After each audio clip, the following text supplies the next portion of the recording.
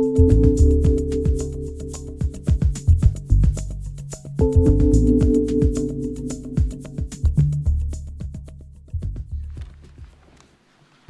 المعالي والسعادة، السيدات والسادة، الحضور الكرام،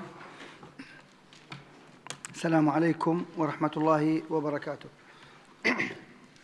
أتطلع معكم للمشاركة في هذه المناقشة التفاعلية بشأن مسائل تمويل التنمية وخطة التنمية المستدامة للعام 2030 وأهدافها وغاياتها والجهود التي تقوم بها الدول والمنظمات الإقليمية ومنظمة الأمم المتحدة في دعم هذه الأجندة، وما هي السبل الكفيلة بالاستفادة من الدروس والإخفاقات والنجاحات.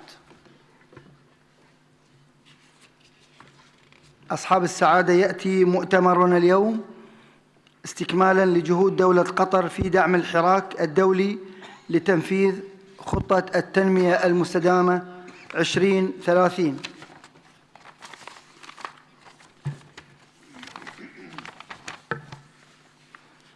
يتخذ موضوع التنمية الشاملة والمستدامة حيزاً هاماً على قمة اهتماماتنا، وننظر إلى عملية التنمية كنهج تشاركي يحترم كافة حقوق الإنسان ويرتكز على جهود مشتركة على مستوى المجتمع بأكمله.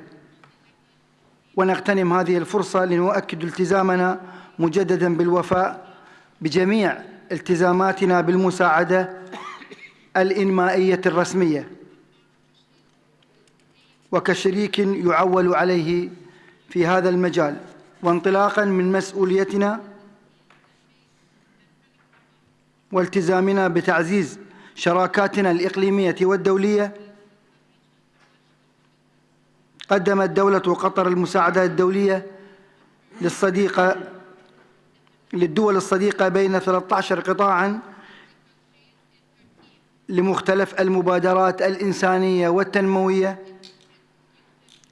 في شتى أنحاء العالم، حيث أخذت هذه المساعدات عدة أشكال، منها مساهمات وهبات أو منح مادية أو عينية أو فنية أو قروض ميسرة، غالباً ما يتم شطبها.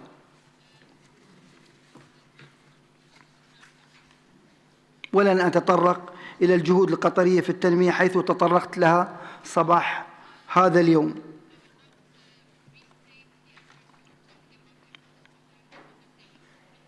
وفي اعتقادنا إن ما يضمن استمرار الدول كدول مانحة هو أن تكون المساعدات الخارجية المقدمة تحقق الأهداف المنشودة،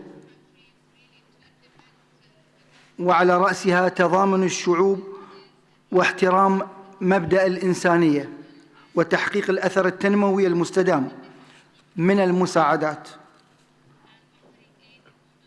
ولا يتحقق ذلك دون إقامة شراكات وتبادل الخبرات والممارسات ونقل المعلومات والتكنولوجيا واستمرار عملية التعلم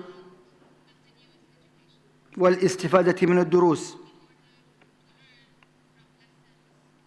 وتقوم دولة قطر بالوفاء بالتزاماتها انطلاقاً من إيمانها بأهمية دعم أجندة التعاون فيما بين بلدان الجنوب والتعاون الثلاثي،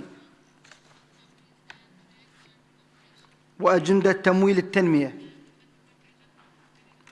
مما ينعكس إيجاباً على تحقيق الأمن والسلم الدوليين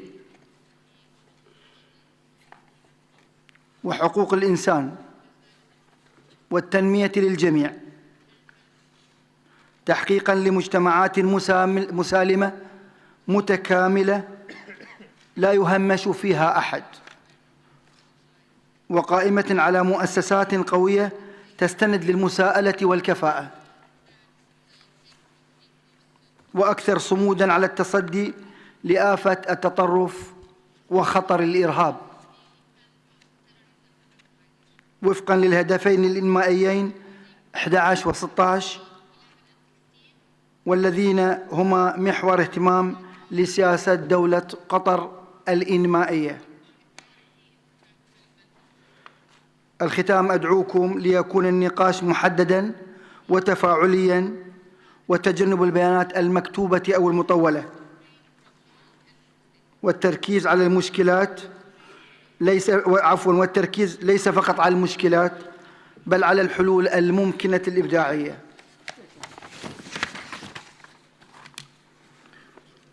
والآن أعطي الكلمة for His Excellency Liu Zinman, Under Secretary. We don't have? Okay. No. 2 minutes directly. Okay. I'm not going to. Then the second one. Yeah. Yes. Okay. الكلمة الآن for His Excellency Dr. Edward, Minister of Finance, Malta. Please. Your Excellency Dr. Ahmed Hassan Al-Hamadi, Your Excellency Mr. Zamin, Excellencies, distinguished guests. I'm quite honored at the opportunity to participate in today's high-level conference and to share Malta's advancement in the field of the 2030 agenda and also the Addis agenda.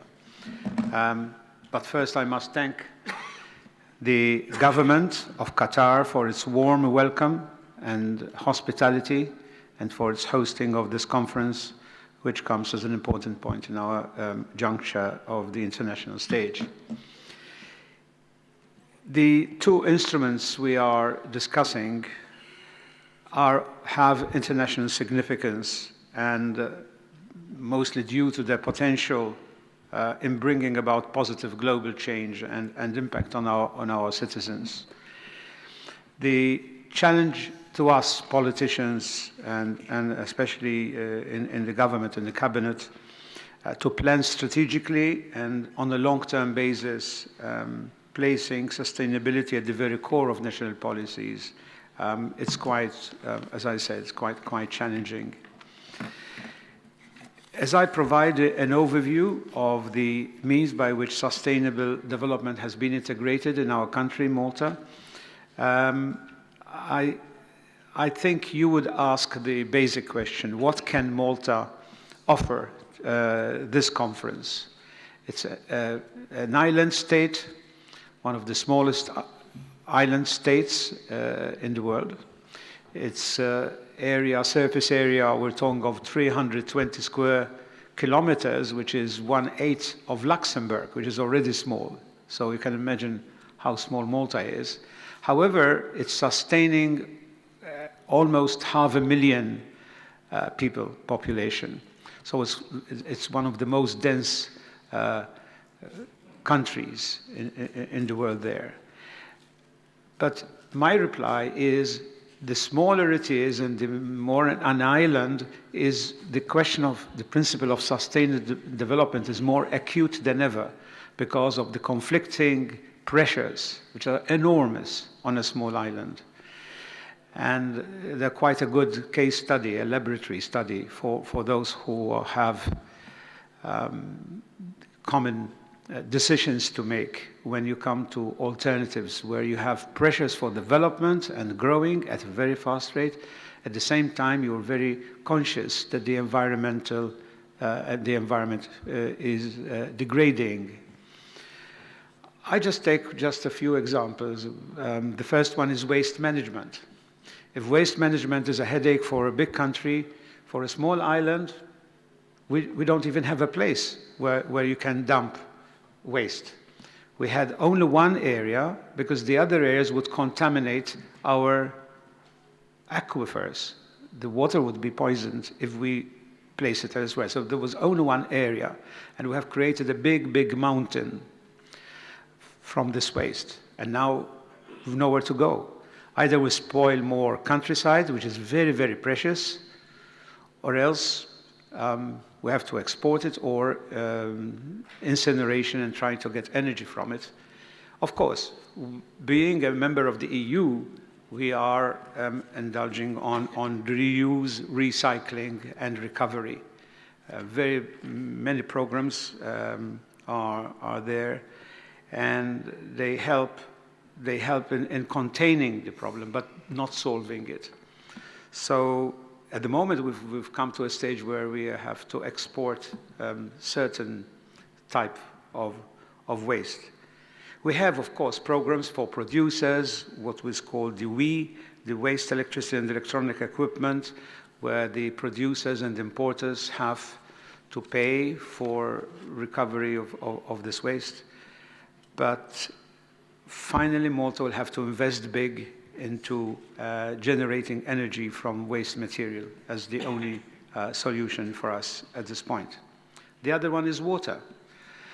Way back in 1980, Malta reached saturation point as far as groundwater is concerned, and its continued growth depending on alternative sources, and the only alternative is water desalination.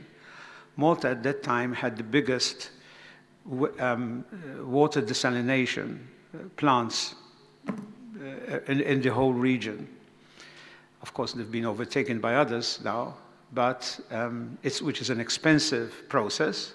The costs have come down over time, but now groundwater provides only 45% of Malta's needs, which are growing day by day.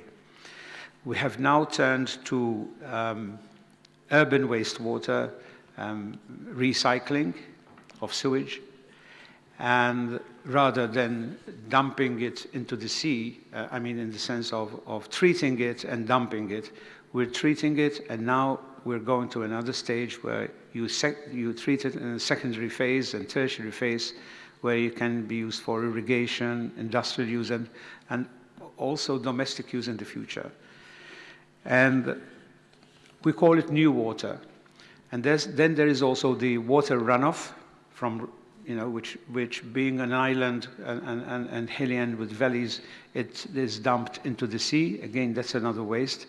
And we're building a system where this water runoff will recharge our aquifers so that we will minimize the extraction of groundwater. Of course, as I said, these projects cost money, and one has to have the right priorities because you need to invest big in such projects. What's happening now is that Malta's development has reached a stage where it has picked up due to its economic and political stability, being a member of the Eurogroup. Malta, at present, is the fastest EU growing country at 6.5% per annum for the last 3 years. Not uncorrelated to the problem in the area, being stability is an attraction for companies to operate from Malta towards North Africa and also the Middle East. The point is tourism, maritime, transshipment, yachting, all accounts for this growth, which has helped Malta to balance its books. So its national debt is falling from, it was 75%, now it's 55%. So that's quite helpful. However, we did this with reforms. And one of them is empowering women. Malta had the lowest female participation rate in the whole European Union for many reasons, but I think the main reason being obstacles to women taking part in the population. And we had to invest big by deciding to provide universal free childcare for women. And that has had a big impact. We have also introduced tax incentives for women who were at home to bring them back into the labor force. And also making work pay, especially single parents. We, rather than trying to attract them without success, we had an agreement with them where we call it a tapering of benefits, where they keep social benefits when they join the labor force and they get tapered and be reduced only marginally over time. All these reforms have worked, and now the female participation from 55% about 10 years ago, it's gone up to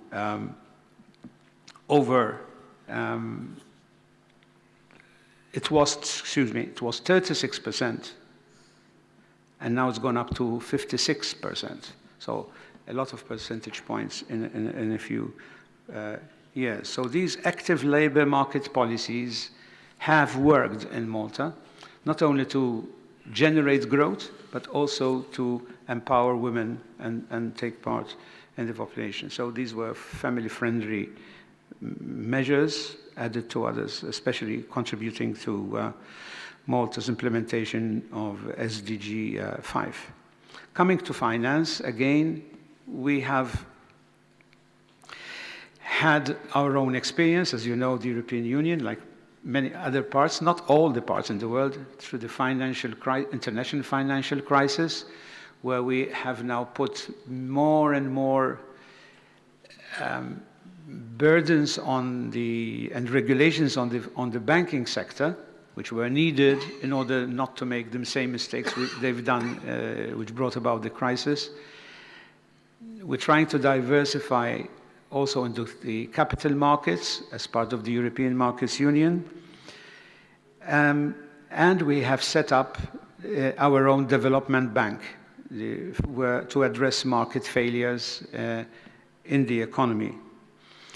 We believe that the future, the banking sector will take a reduced role because, as I said, of these onerous financial regulations and also anti-money laundering regulations. So the onus is on the development banks and the capital markets, where the citizens are invited to take risks but share in the higher than average rates of return which the capital markets give. On a regional basis, in conclusion, Mr. Chairman, I need to mention that Malta also plays an important role. Malta its level of development is between the highly developed and the less developed, somewhere there, but also geographically lies between the North Europe and the North Africa. We're in the middle of the Mediterranean.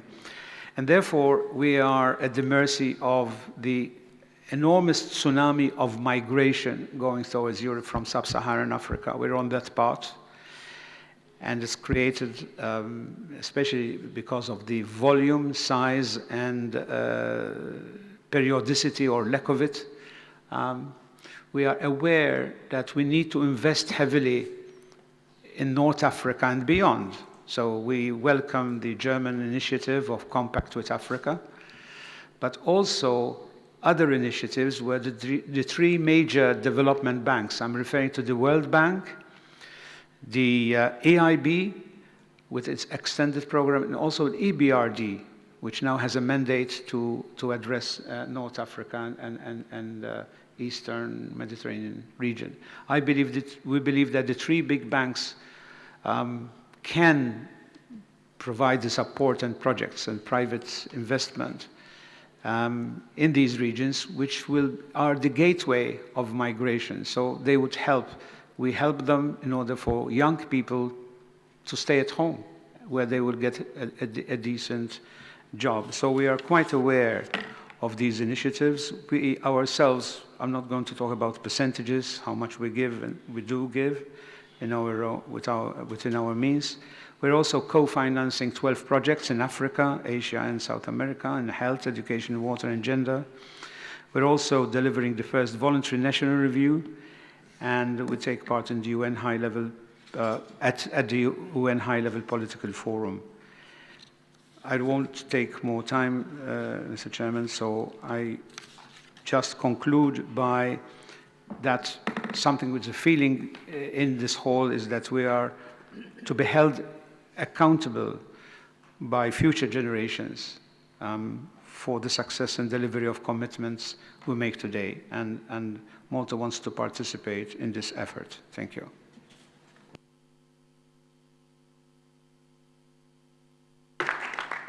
شكرا دكتور إدوارد سيكولونا وزير المالية المالطي على هذا العرض عن مالطا. والآن أنقل الميكروفون إلى سعادة السيد مصطفى مستور وزير الاقتصاد الأفغاني.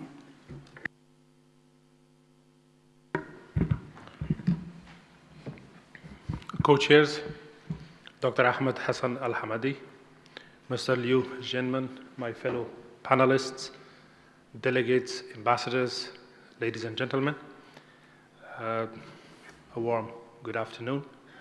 It's always a disadvantage that after a very rich lunch, we come back and listen to the problems of countries such as mine.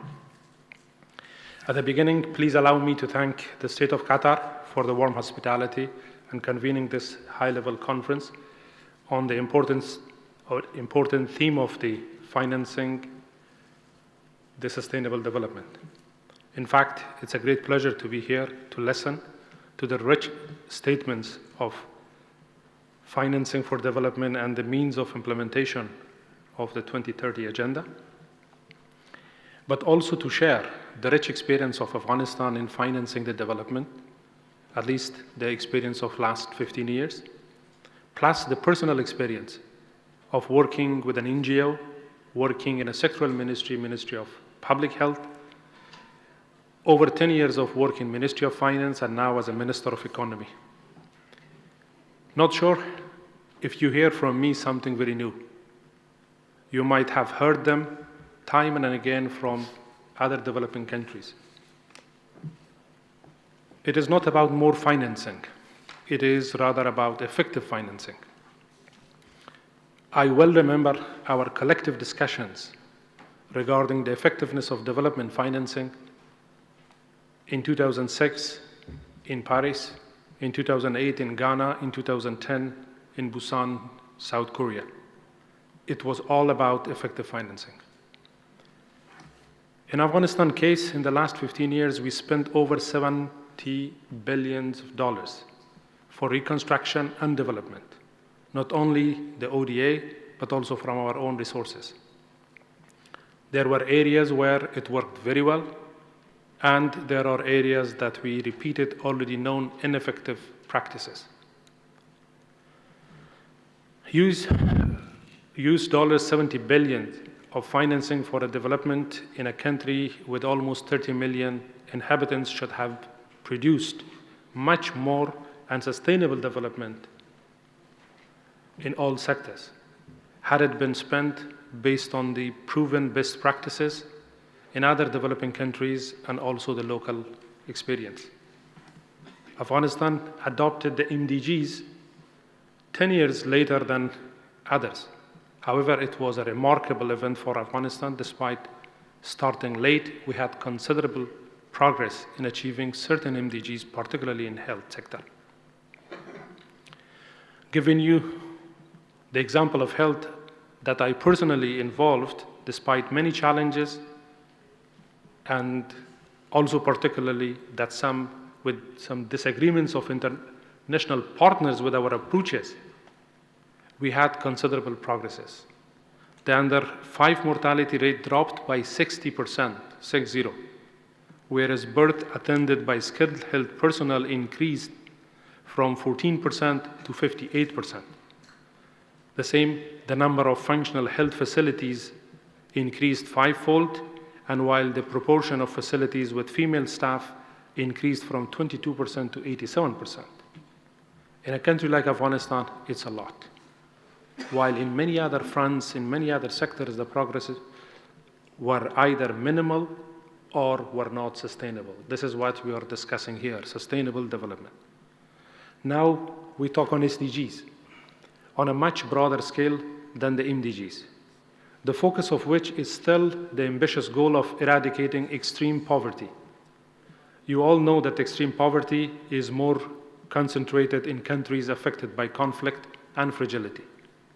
Sadly, the continuous armed conflict in Afghanistan impacted negatively the economic performance, which in turn has seriously affected employment opportunities, hampered investments, lowered growth, and thus worsened the poverty rate to even 39%.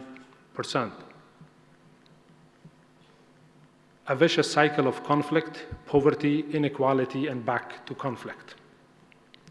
For countries such as Afghanistan to deliver on the SDGs, a robust consultation, coordination, follow-up, and review mechanism of all stakeholders is required to respond holistically to the commitment made and to evaluate the progress via intra-government stakeholders forum and beyond, together with local governments, private sector, and civil society organizations.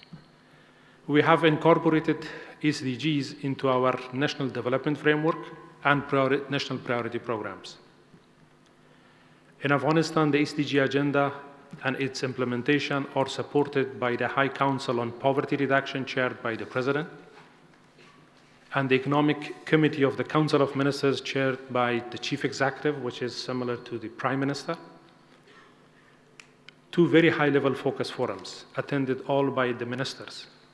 Then, below that, this task has been given to my ministry, Ministry of Economy, to lead the National Executive Committee, which is co-chaired by the UNDP Country Director and the Secretary of the Council of Ministers, to provide policy advice to the High Councils and to the Cabinet,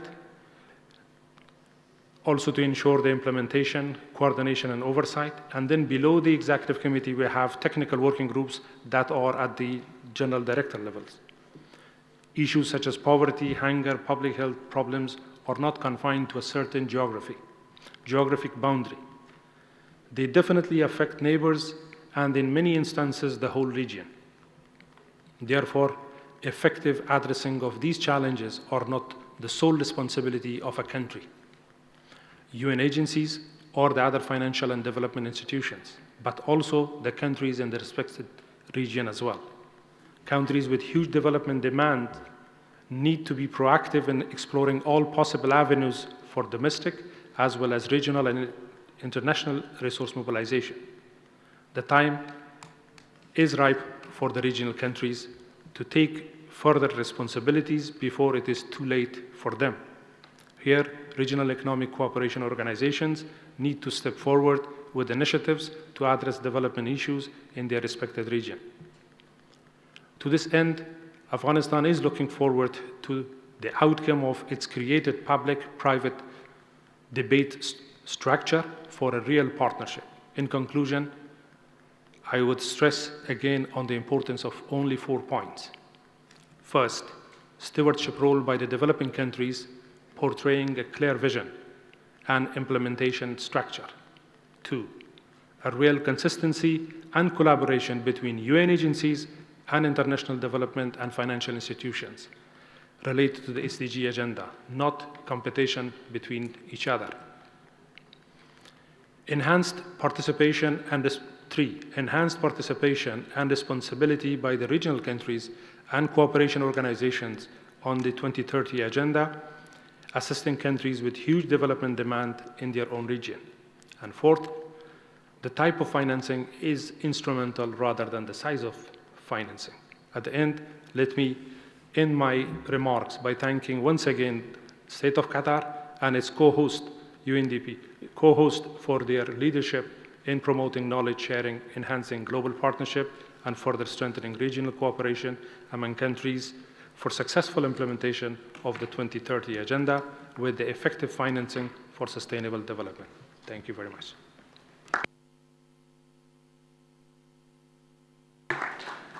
شكرا دكتور مصطفى مستور وزير الاقتصاد الأفغاني على هذه المداخلة. الآن اسمحوا لي أن أنقل الميكروفون إلى الدكتور عبد الرحمن محمد ديرار وزير الدولة بوزارة المالية والاقتصاد والتخطيط جمهورية السودان. تفضل. بسم الله الرحمن الرحيم. شكرا أخي دكتور أحمد رئيس الجلسة، ثم التحية لإخواني في المنصة والتحية للحضور الكريم. وأرجو أن أبدأ حديثي بالشكر لدولة قطر الشقيقة لاستضافتها لهذا الملتقى الهام ولهذا الترتيب الجيد ولحسن الضيافة. وشكري أيضا للأمين العام لبرنامج الأمم المتحدة الإنمائي الذي يشارك في ترتيب وتنظيم هذا البرنامج، والذي يولي لهذا الموضوع الهام موضوع التنمية المستدامة اهتماماً كبيراً. وفي بلدنا السودان هنالك إرادة سياسية وشعبية قوية لتولي المبادرة الوطنية للتنمية المستدامة، وقد اكتملت كل الخطط والبرامج، واكتملت أيضاً الآليات، وتم إعداد البرنامج الوطني للتنمية المستدامة. وكل ميزانيات الدولة في كل عام شعارها الانحياز للشرائح الضعيفة، ولكن هنالك ضعف كما تعلمون في قدرات الدولة وفي ميزانيتها، سيما وقد حرم السودان لفترة طويلة جداً نتيجة للعقوبات من الحصول على التمويلات الميسرة ومن المعونات الإنسانية. وقد تم إعداد البرنامج الوطني للتنمية المستدامة بالاستفادة من الدروس والتجارب السابقة خلال فترة أهداف الألفية للتنمية، خاصة الإنجازات التي تمت في ظل شح الموارد والعقبات التي واجهت التنفيذ. يتكون البرنامج الوطني للتنمية المستدامة من أكثر من 17 هدف، وهي نفس أهداف الأجندة 2030 بتوسيع في الغايات الخاصة بوسائل التنفيذ.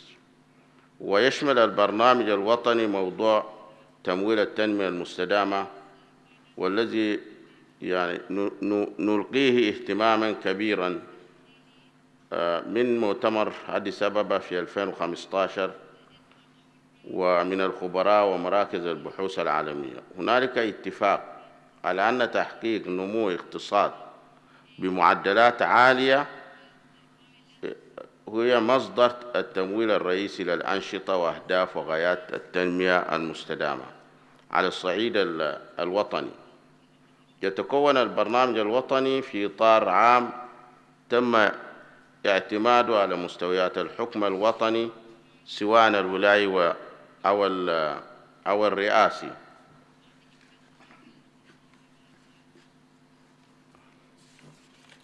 ويتكون البرنامج من إدماج مبادئ وأبعاد التنمية المستدامة في خطط الدولة، وإكمال الهياكل والمؤسسات للتنفيذ، وإكمال التشريعات، وبناء قدرات العاملين في هذا المجال، وإعداد البيانات ورصد المؤشرات، وحشد وتابعة وسائل التنفيذ. تم ترتيب مصفوفة الأنشطة والأعمال وميزانيات البرنامج الوطني في 5 محاور أساسية.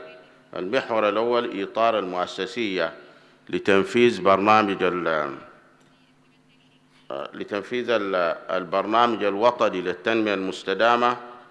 المحور الثاني المناصرة والتوعية بخطة التنمية المستدامة 2030. والمحور الثالث مقاومة وإدماج خطة التنمية المستدامة 2030 في الخطط الاستراتيجية للدولة.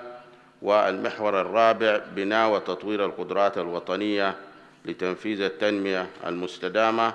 والمحور الخامس المؤتمرات والمنتديات الوطنية للتنمية المستدامة. وحتى لا أطيل عليكم، وأريد أن آخذ بعض أهداف التنمية المستدامة في بلادنا وكيفية أو السياسات والاستراتيجيات والخطط والآليات الوطنية والقطاعية ذات الصلة بالأهداف والغايات. فمثلا الهدف الأول ومجال العمل الأول هو القضاء على الفقر المدقع. 1. هنالك استراتيجية مرحلية.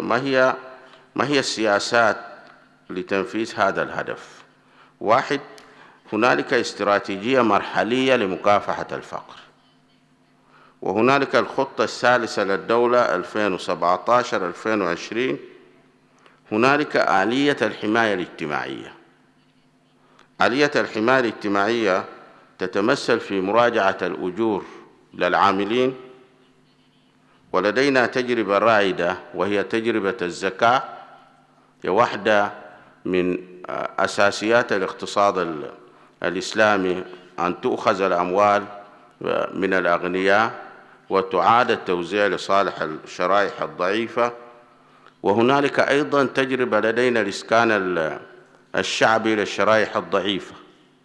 كما تعلمون مشكلة السكن واحدة من المشاكل الأساسية التي تهدد هذه الوسائل، ولذلك الدولة توفر التمويل اللازم عبر المحافظ التمويلية، ثم يتم تمليك الشرائح الضعيفة للمساكن الشعبية بطريقة مريحة.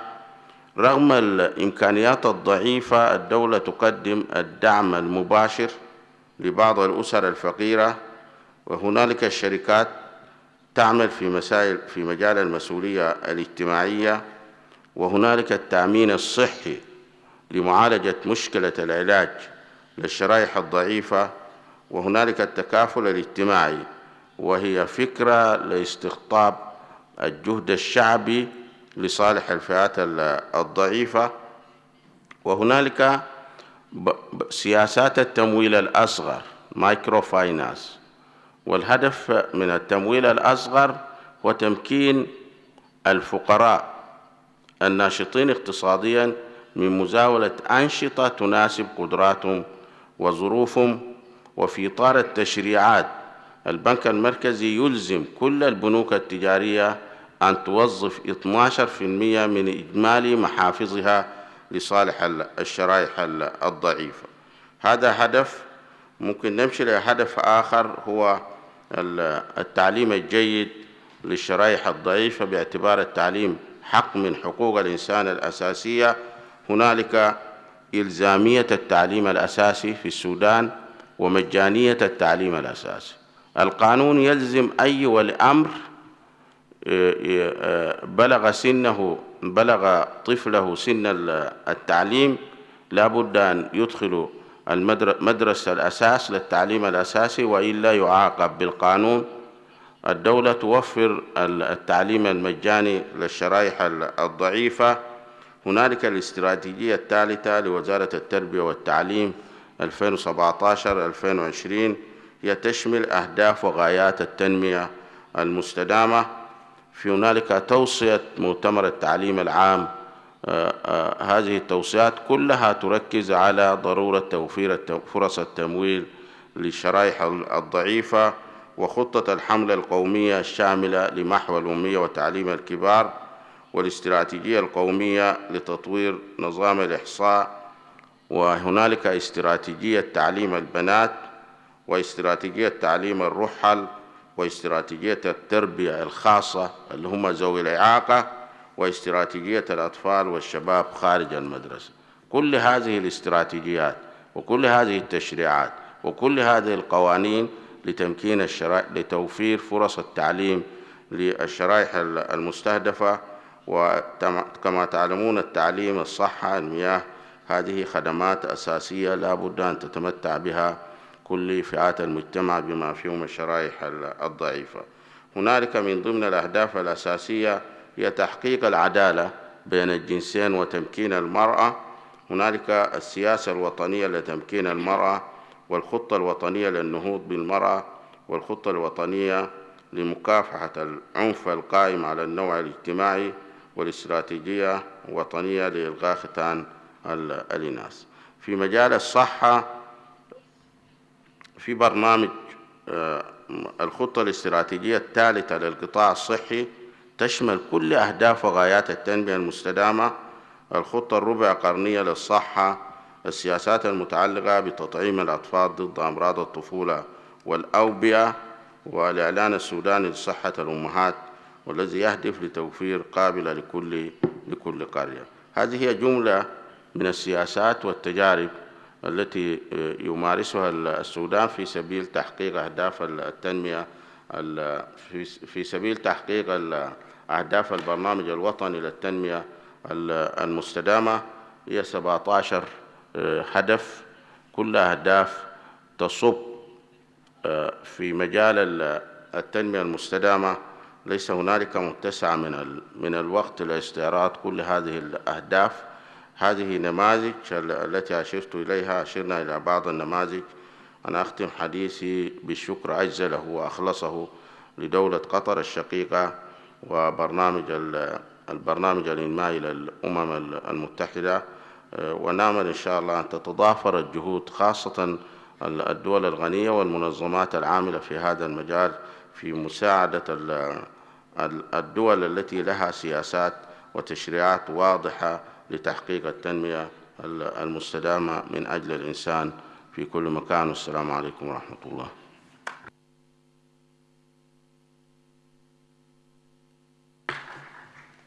شكرا دكتور عبد الرحمن محمد ديرار وزير الدولة وزارة المالية والاقتصاد والتخطيط في السودان على هذه المداخلة وهذا العرض.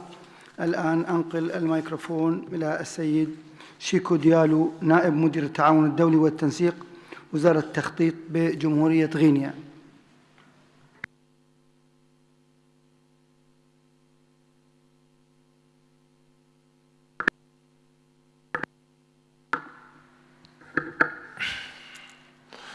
Merci beaucoup, Monsieur le Président.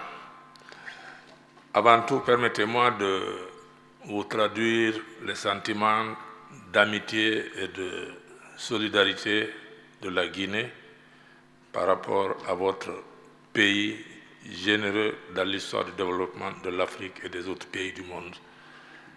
Je dois également vous dire combien de fois j'ai été émerveillé par l'accueil chaleureux et l'hospitalité dont j'ai été l'objet depuis mon arrivée. Je dois noter également votre capacité de gestion du temps et votre manière de présider nos débats qui constitue, si vous le permettez, un bon exemple qu'on pourrait répliquer un peu partout.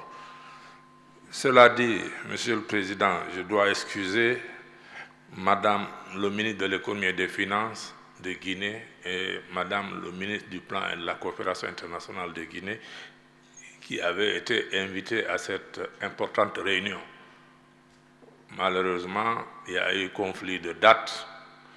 Et la réunion du groupe consultatif sur la Guinée s'est achevée à Paris le 18, c'est-à-dire aujourd'hui.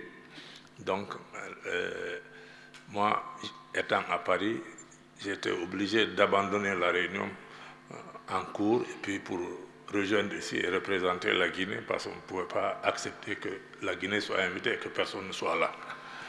Voilà, cela dit, Monsieur le Président, la Guinée fait partie de la catégorie des pays les moins avancés et des pays, des États fragiles.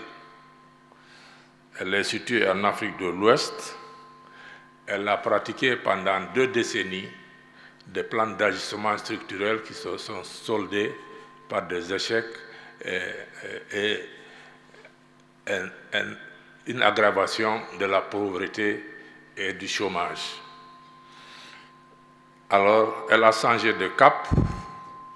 Elle a renoué avec la planification pour mieux gérer le processus de développement du pays. En renouant avec la planification, elle a d'abord élaboré une vision prospective Guinée 2040.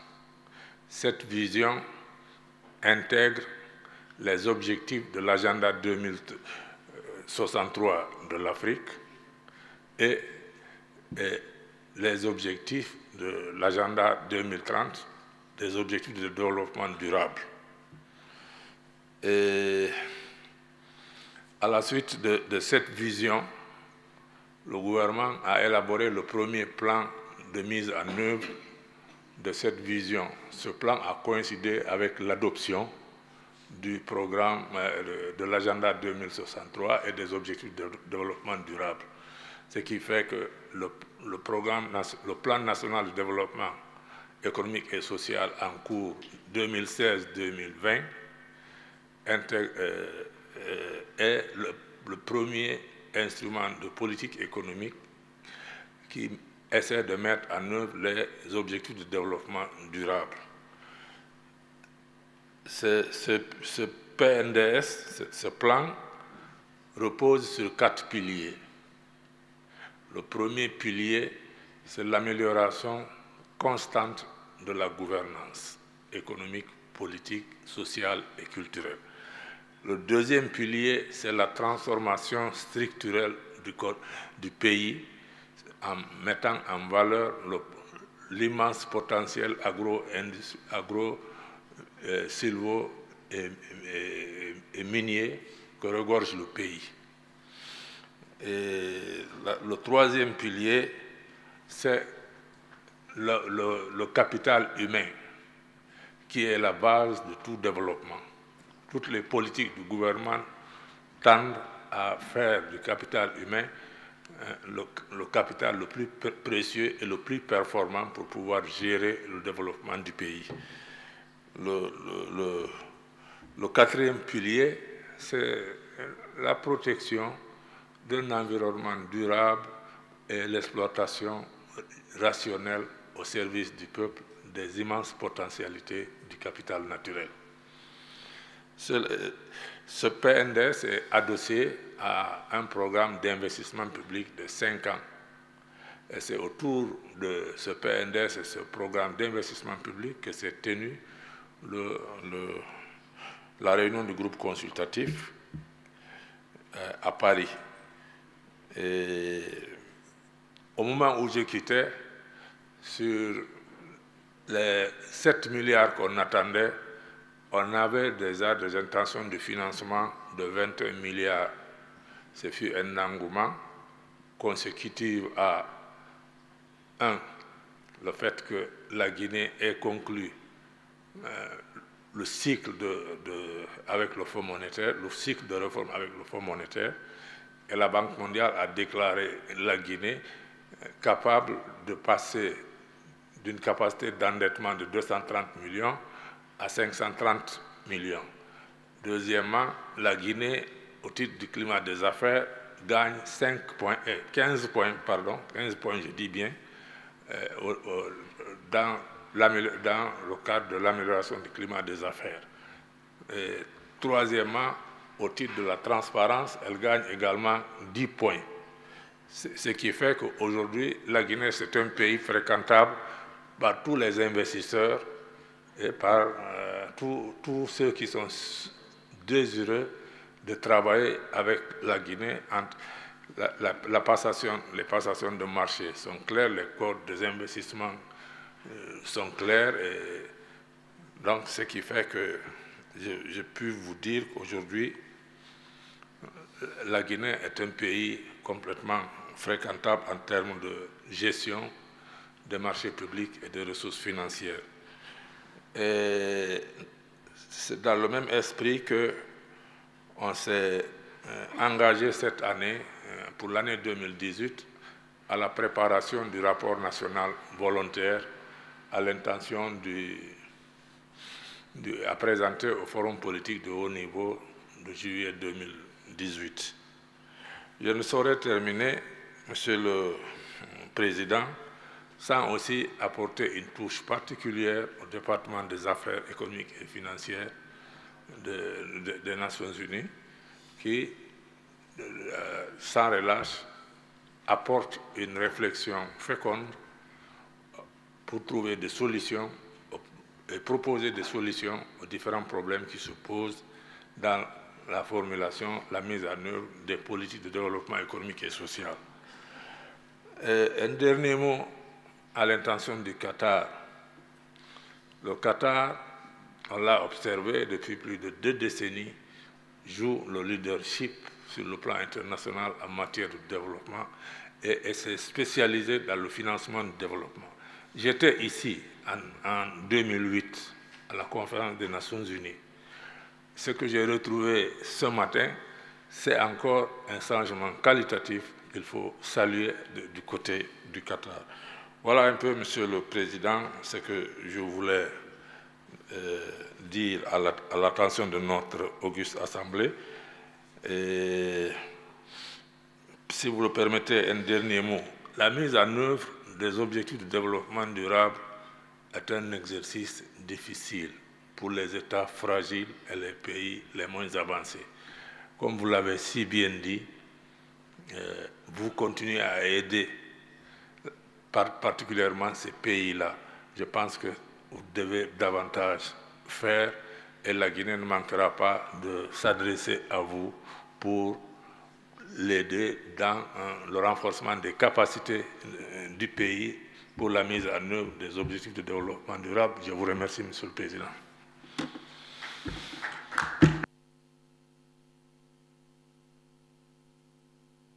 شكرا سيد شيكو ديالو نائب مدير التعاون الدولي والتنسيق وزارة التخطيط جمهورية غينيا. والآن من غينيا ننتقل إلى رومانيا ليعطي الميكروفون للسيد لازالو بوربيلي مستشار الدولة لرئيس مجلس وزراء. تفضل.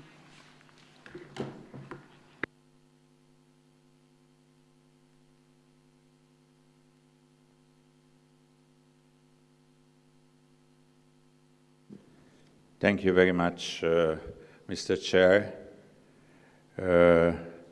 Honorable Ahmad Hassan Al-Hamadi, Honorable Liu Zhenmin, dear ministers, dear ambassadors, dear colleagues. It's an honor for me to present a study case from Romania. And if you are looking today, we listen a lot of very interesting and very exciting presentation of different countries, different international bodies. And if we are looking from Malta, Afghanistan, Sudan, Guinea, Romania, of course they could have and they should have priorities. But basically, if you are looking, there are a lot of similarities regarding implementation of Agenda 2030. Why?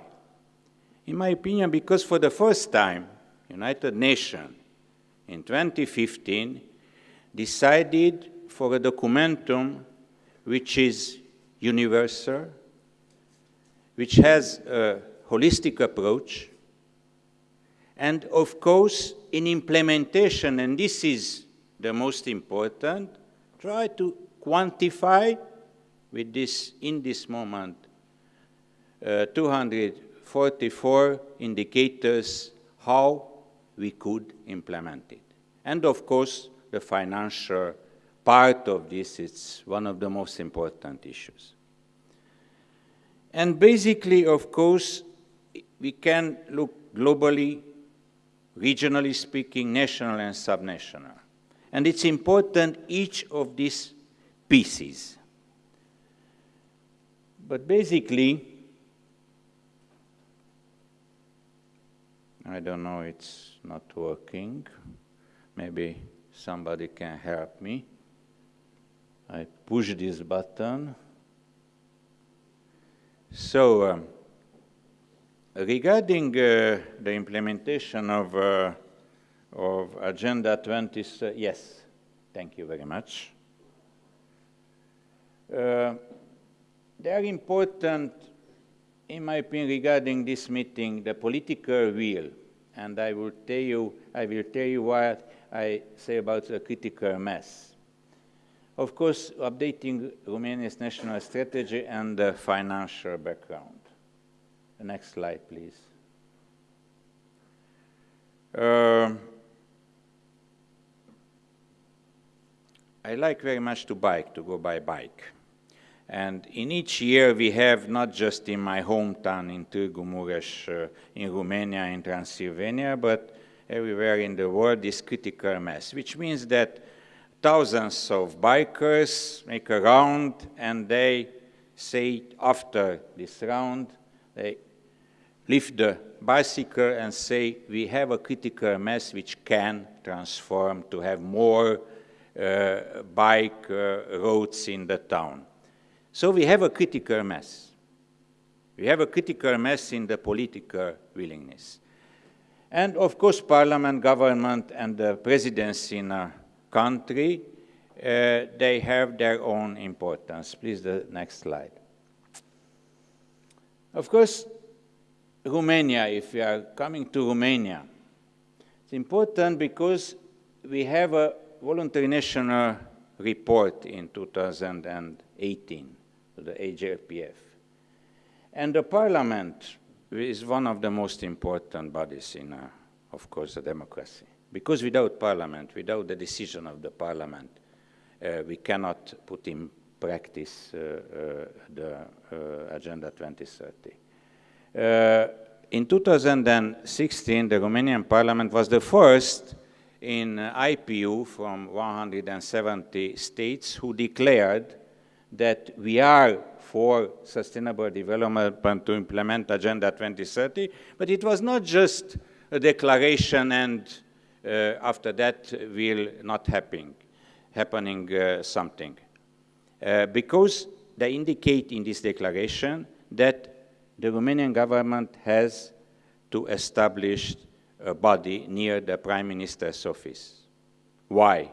Because without the coordination of the implementation of Agenda 2030, it's more difficult to put each piece of the stakeholders, especially political stakeholders, together. So, the next slide. It's important the role of presidency, and in New York this year, President Iohannis had a very clear statement regarding how Romania assumed the necessary development policies and how we try to implement Agenda 2030. Next slide, please. So, as I told you, the legislative dimension is very important. And in Romanian Parliament, 2 years ago, we established a subcommittee on sustainable development. This subcommittee discussed all the details regarding, and it's everything that moves around us in the society regarding Agenda 2030. So the subcommittee is in charge to analyze, and on the level of Parliament now we have, and I suggest you, there are very good 2 handbooks. One, self-assessment toolkit, which was launched by IPU, the Interparliamentarian Union, like a handbook for parliamentarians to ask ourselves what we are doing to implement Agenda 2030, and the handbook launched in Kiev in May this year by UNDP. These 2 very good guides for parliamentarians will be translated in Romanian, and we will have a special program to discuss them. Next slide, please. So, I mentioned to you this Department of Sustainable Development, which was established near the Prime Minister's office in Romania to coordinate, to monitor, and of course, it's very important to building a clear institutional framework. Without a clear institutional framework and without the possibility to quantify, to have an accountability of the issues in the 17 goals, will be a failure, in my opinion, the implementation of the agenda. Next slide, please. So this is, I think, a very good picture. 1 week ago, we started to review our national strategy, and there are a lot of ministers, secretary of states, and other institutions. So we just lift our hands symbolically that we are in favor of sustainable development and to put in place, but it's not enough. You know, I have a, as you see, tie, yes? A sustainable development tie, yes? With beautiful colors, and we are looking on the back side is white. It's not accidentally, because, you know, if you mix the colors, you obtain white, which is the color of purity and the hope. But it's not enough to have this kind of symbolic intentions. Please, next slide. So we have the department, we have the government, an interdepartmental committee, all ministries, the parliament, of course, it's very important. We have a consultative council near the parliament, which means different bodies from the civil society, academic area, and professional organization. And this is very important, one of the most important issues to communicate, to have a dialogue. That's why, next slide please, we are working on updates, and I hope that until the end of March we will finalize the revising of our strategy, so don't turn off your computer. The strategy. It is very important, and of course we have to put together different segments. We have to change the behavior of all society, from a family, from small communities, until, of course, government, parliament, and other bodies. Next slide, please. How we can quantify these targets? We have now a lot of indicators. Eurostat in European Union suggests, because it's a suggestion to the countries, about 100 indicators. Even Sweden, who is the leader in some, analysis regarding to implementation of the agenda, they have about 83 indicators in this moment. So we have to choose our priorities. We have to have indicators to put in place and to say to different ministries, agencies, you have to do this, very pragmatic. And of course, after that, to have in our multi-annual budget different columns for sustainable development projects. Next slide.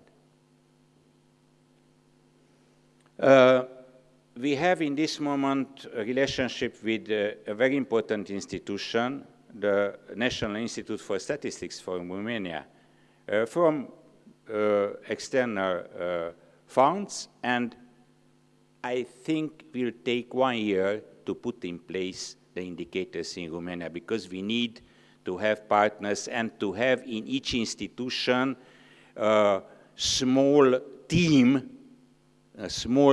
of those who are very much involved in this issue. Of course, communication is very important, and we try to organize regionally meetings with different stakeholders until the end of March, and after that to have a critical mass of all the society, not just the politicians and the institutions. Next slide. Of course, financial resources.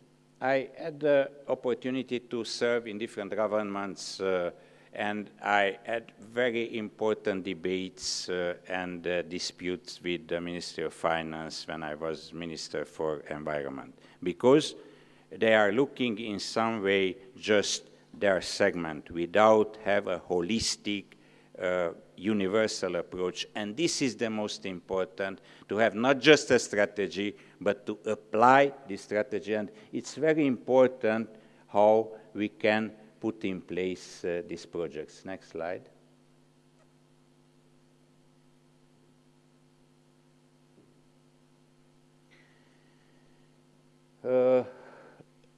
Yes, we have to put together all these issues and especially to have a coherence, partnership, to have a transparency, to make more fashionable, the SDGs, because it's very important for the citizens to understand what we are doing, not just a very good theory, but not in practice.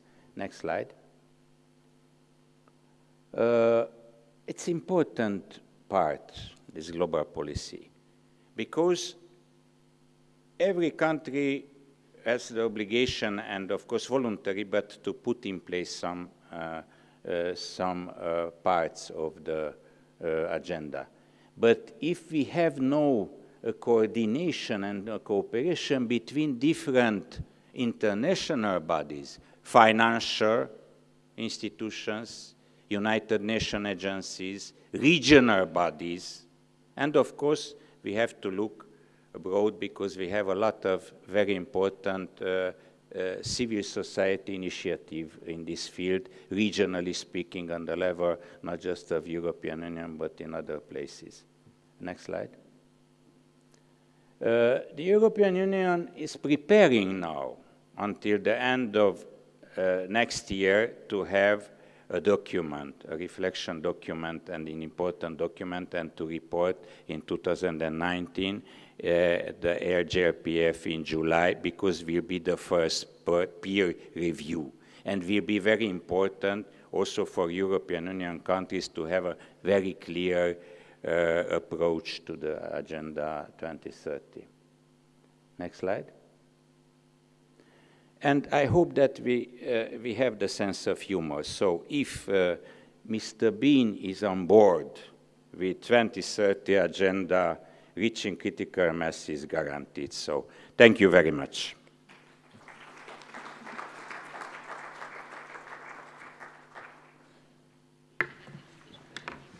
شكرا سيد لازالو بوربيلي من رومانيا على هذا العرض الشيق.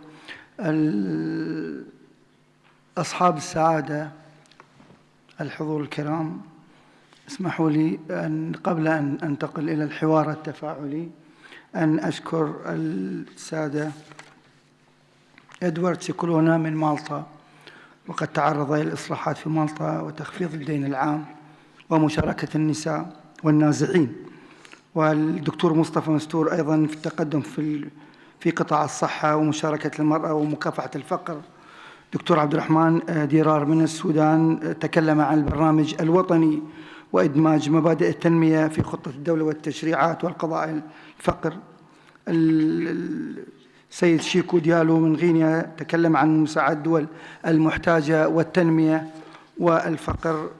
والمتحدثنا الأخير من رومانيا سيد لازالو تكلم عن التقييم الذاتي لتنفيذ الخطة، والكتابين الذين أصدرا في رومانيا لتنفيذ خطة 2030 ومراجعة الاستراتيجية الوطنية. الآن ننتقل إلى الحوار التفاعلي معكم. إذا كان هناك أي تعليقات أو ملاحظات أو نسمعها منكم.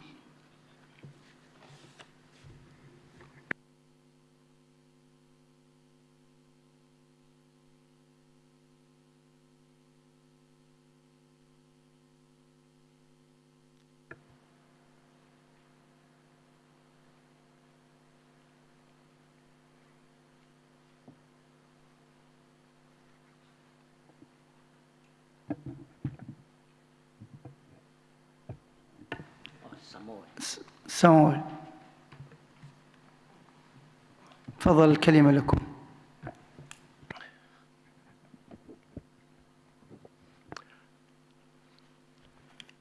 Thank you, co-chairs. I want to join the chorus of thank you and appreciation to the government and people of the state of Qatar for being generous and very gracious hosts. In the same vein, I also want to thank you and Dessa for being part of this very timely initiative. In 2008, I myself was here in Qatar when we had the Financing for Development follow-up conference. And I think Qatar is almost synonymous when it comes to efforts to try and ensure that there are resources available to assist member states in trying to implement some of these global frameworks. In the case of my own small island developing state of Samoa, I think in 2014 we were privileged to host the third international conference on the sustainable development of small island developing states, the outcome document of which was the SIDS Accelerated Modalities of Action, or Samoa in short. So it's been known as the Samoa Pathway. And it was ideal for us because when the SIDS conference was held, some of the global frameworks like the SDGs, the Addis Ababa Action Agenda, There was also the Sendai framework, and even the Paris Agreement. They were being negotiated at the time. So time-wise, it was advantageous for SIDS because they had this outcome document. The challenge for us was how can we try and have some of the main challenges and some of the asks in the Samoa pathway being reflected in some of these global frameworks. A year later, in 2016, my own government was in the process of launching its sustainable strategy for the development of Samoa. Again, timing-wise, we have just adopted a year earlier some of these global frameworks. But we have always maintained that all these are important global frameworks, but you need to regionalize them. You also need to localize them. And I think in our own specific instance, you need to Samoanize them.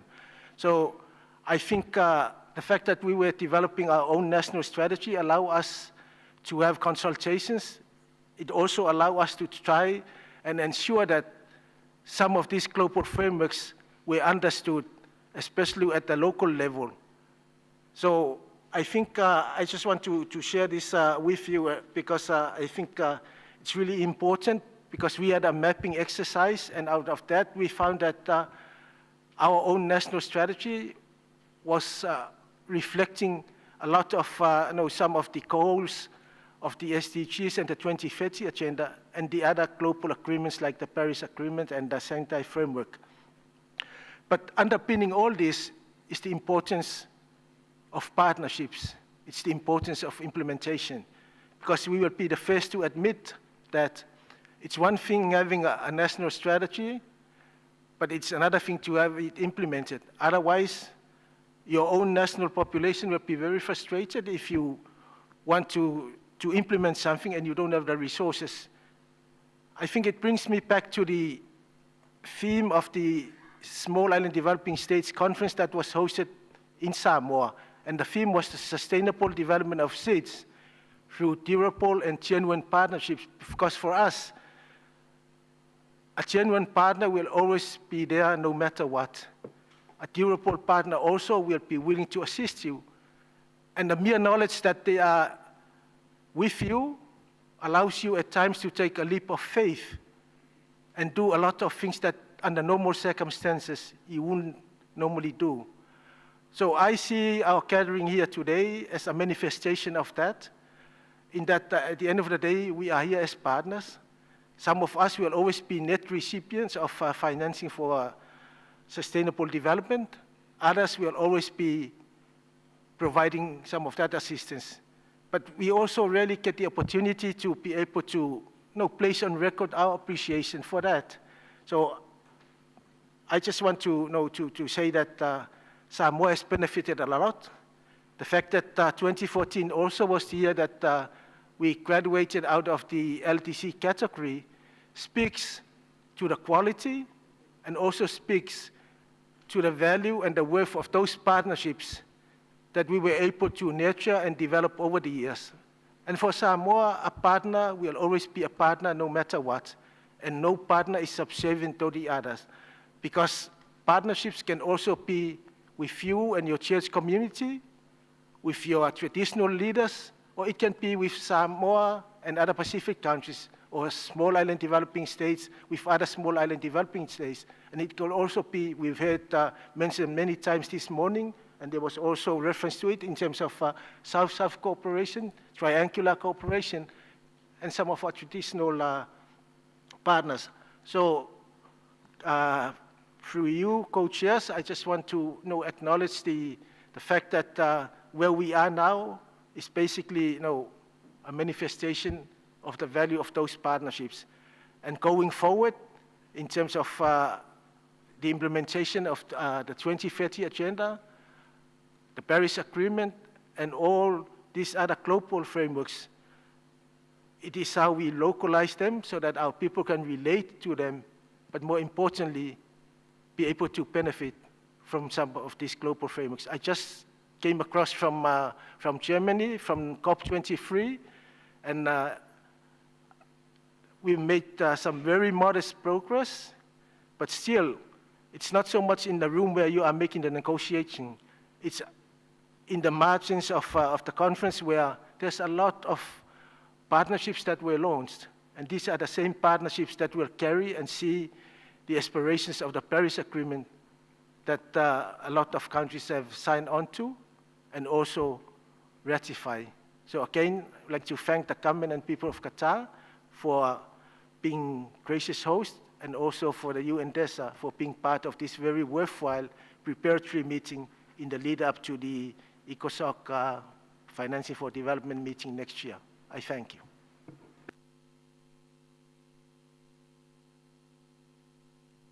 شكرا سعادة ممثل سمو على هذه المداخلة. هل من مداخلة أخرى؟ إذا لم يكن، إذن اسمحوا لي باسمكم أن أتقدم بخالص الشكر لمتحدثنا اليوم، سعادة الدكتور إدوارد سيكولونيا وزير المالية المالطي، وسعادة مصطفى مستور وزير الاقتصاد الأفغاني، سعادة الدكتور عبد الرحمن محمد ديرار وزير الدولة وزارة المالية والاقتصاد والتخطيط من السودان، والسيد شيكو ديالو نائب مدير التعاون الدولي والتنسيق وزارة التخطيط بجمهورية غينيا، والسيد لازالو بوربيلي مستشار الدولة لرئيس مجلس وزراء رومانيا. والشكر موصول أيضا لسعادة السيد ليو زينمان الأمين العام للاقتصاد والشؤون الاجتماعية بالأمم المتحدة. أيضا شاكر لكم حضوركم ومداخلاتكم وحسن إنصاتكم، وأدعوكم للعشاء اليوم في حديقة شيراتون الساعة 7:30، على أمل اللقاء بكم غدا في الساعة 10. السلام عليكم ورحمة الله.